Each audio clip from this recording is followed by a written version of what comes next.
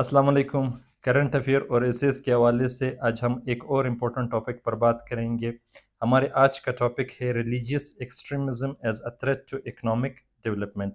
तो बढ़ते हैं हमारे आउटलाइन की जानिब। आउटलाइन में हम स्टार्ट लेंगे इंट्रोडक्शन से। इंट्रोडक्शन में हम 3 एरियाज़ को डिस्कस करेंगे। सबसे पहले जो टर्म रिलीजियस एक्सट्रीमिज़म है इस पर बात करेंगे।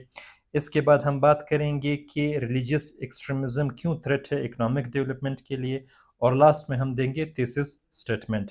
सेकंड पैराग्राफ में हम लिखेंगे कि रिलीजियस एक्सट्रीमिज्म और इकोनॉमिक डेवलपमेंट में क्या कोरिलेशन है।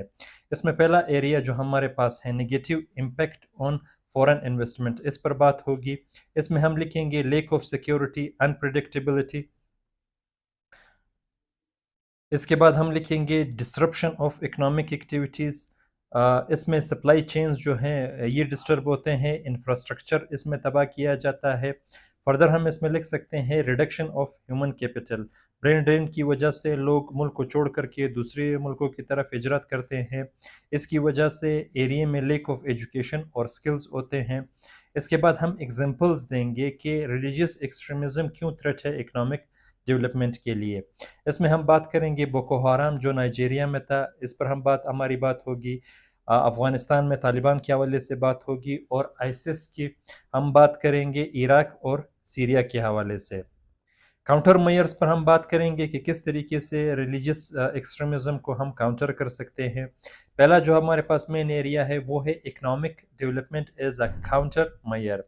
हमें क्या करना पड़ेगा, जॉब क्रिएट करनी पड़ेंगी, पॉवर्टी को रिड्यूस करना पड़ेगा, सिक्योरिटी मेयर्स हमें लेने पड़ेंगे, मिलिट्री को इंटरवेन करना पड़ेगा, हमें इंटेलिजेंस गैदर करना पड़ेगा, डायलॉग और एंगेजमेंट की तरफ हमें जाना पड़ेगा। इंटरफेथ डायलॉग इसमें बहुत अहम किरदार अदा करेगा। कम्युनिटी को हमें इंगेज करना पड़ेगा, और लास्ट में हम देंगे कंक्लूजन। कंक्लूजन में जितने आर्गूमेंट्स हमने किए हैं उसका हम एक रिकेप देंगे। उसके बाद जो हमारा थीसिस स्टेटमेंट है उसे हम रीस्टेट करेंगे, और फाइनल थॉट में हम कॉल टू एक्शन के बारे में बात करेंगे। तो बढ़ते हैं हमारे इंट्रोडक्शन की जानिब।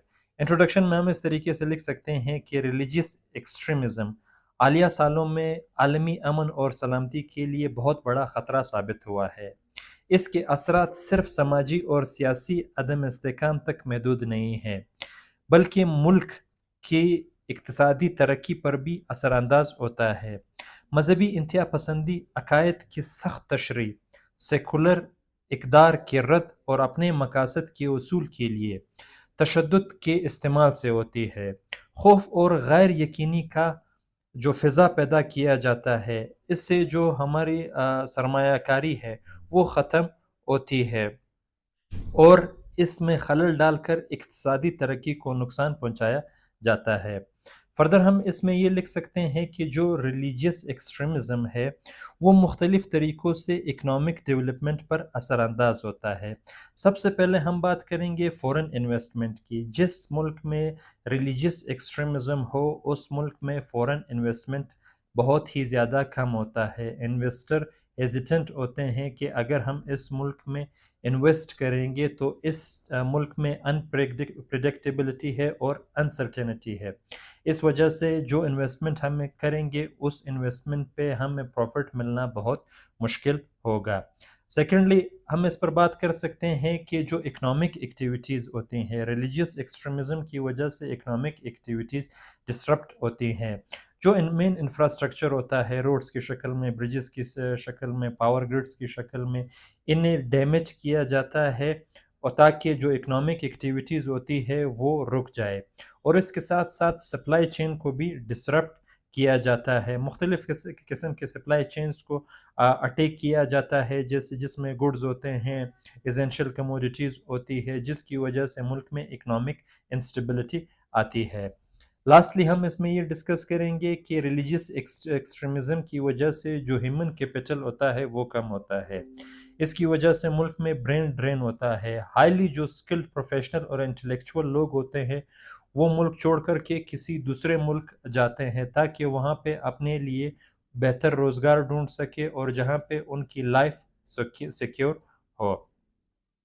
ہم اس حوالے سے مختلف اگزامپل دے سکتے ہیں کہ جو ریلیجس ایکسٹریمزم کی وجہ سے دنیا کے مختلف ممالک میں جو اکنامک ڈیولپمنٹ ہالٹ ہوا، اس میں ہم نائجیریا کی بات کریں گے۔ نائجیریا میں جیسے بوکو حرام تھا، یہ رسپانسیبل تھا انفراسٹرکچر کے ڈسٹرکشن کے حوالے سے۔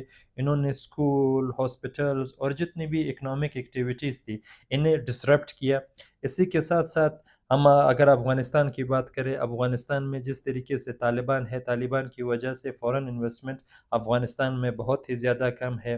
اسی کے ساتھ ساتھ عراق اور سیریا کی اگر ہم بات کریں، جہاں پہ اسلامک اسٹیٹ جو ایک بنایا گیا، جس کی وجہ سے جو انفراسٹرکچر تھا وہ تباہ ہوا، آئل فیلڈز کو بھی انہوں نے ڈیمیج کیا، اور اس وجہ سے جو دنیا کے مختلف ممالک تھے انہوں نے ان ممالک میں جیسے سیریا، عراق، افغانستان، نائجیریا میں انویسٹمنٹ کرنے سے پرہیز کیا۔